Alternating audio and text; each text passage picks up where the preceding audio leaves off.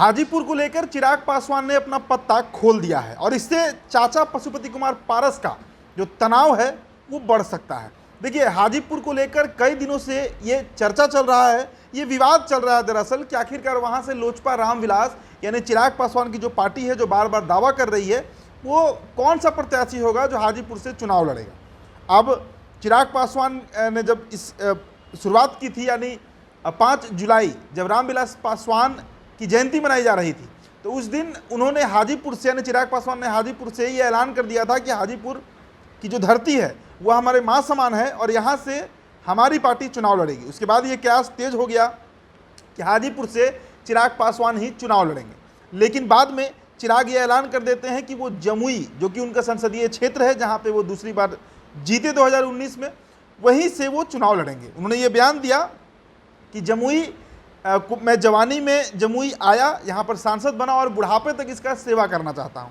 जिसके बाद ये बात स्पष्ट हो गया कि चिराग पासवान जो है वो हाजीपुर नहीं लड़ेंगे, लेकिन हाजीपुर पर दावा जो है वो चिराग पासवान का कम नहीं होता है। और उसके बाद पशुपति कुमार पारस जो है, जो कि मौजूदा सांसद है हाजीपुर से, रामविलास पासवान के छोटे भाई और चिराग पासवान के चाचा, वो बार बार मीडिया के सामने और कई सार्वजनिक मंचों से उन्होंने इस बात का ऐलान किया कि किसी भी कीमत पर हाजीपुर वो नहीं छोड़ेंगे। इसके बाद वो नाम कि आखिरकार कौन हाजीपुर से चुनाव लड़ेगा चिराग पासवान की पार्टी से, जो लगातार दावा कर रही, तो अब इसे लेकर चिराग पासवान ने एक बड़ा खुलासा किया है। हालांकि इसके बारे में चिराग ने पहले भी कहा है कि पिताजी जो थे यानी रामविलास पासवान जो रहे, वो चाहते थे कि माँ रीना पासवान जो है यानी स्वर्गीय रामविलास पासवान की जो दूसरी पत्नी है रीना पासवान, वो चुनाव लड़े हाजीपुर से।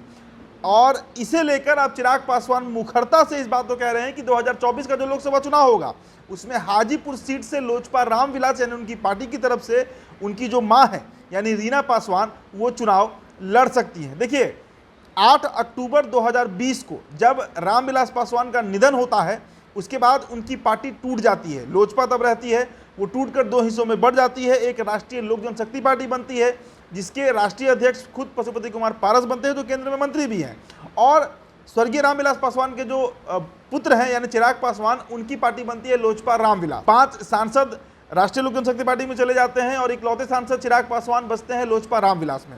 और इसके बाद से घर में जो तनाव है, एक परिवार का जो तनाव था, वो साफ हर बार दिखा। कई मंचों से चाचा और भतीजे जो हैं वो एक दूसरे का विरोध करते दिखे। इसी बीच एनडीए में वापसी होती है चिराग पासवान की 18 जुलाई को, और उसके बाद से चिराग पासवान जो है वो हाजीपुर सीट पर लगातार दावा कर रहे होते हैं। और अब ये बात स्पष्ट तौर से उन्होंने कह दिया है कि हाजीपुर से उनकी मां रीना पासवान जो है वो चुनाव लड़ेंगी।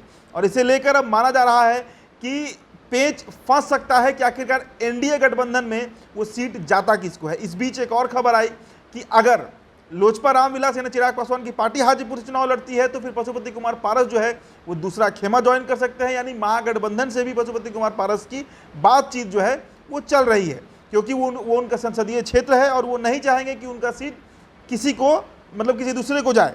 तो ऐसी स्थिति में वो महागठबंधन से भी दाव आजमा सकते हैं। लेकिन इन सब के बीच बड़ा सवाल यही है कि आखिरकार किस तरह से कैसे महागठबंधन से उनका जो है वो डील फाइनल होगा और कैसे चिराग पासवान जो हैं वो हाजीपुर से चुनाव लड़ पाएंगे या उनकी पार्टी जो है वो लड़ पाएगी। ये फैसला अब बीजेपी को लेना है, क्योंकि बीजेपी के हाथ में ही वो सीट है हाजीपुर की, वो किसको देते हैं। क्या राष्ट्रीय लोक जनशक्ति पार्टी के जो राष्ट्रीय अध्यक्ष हैं यानी पशुपति कुमार पारस, या फिर लोजपा रामविलास यानी चिराग पासवान की पार्टी को वो सीट जाता है। लेकिन इन सब के बीच बड़ी खबर यही है कि रीना पासवान जो है वो प्रत्याशी बन सकती हैं हाजीपुर से, जो कि स्वर्गीय रामविलास पासवान की पत्नी है और चिराग पासवान की माँ है। फिलहाल इस रिपोर्ट में इतना ही। बहुत बहुत शुक्रिया।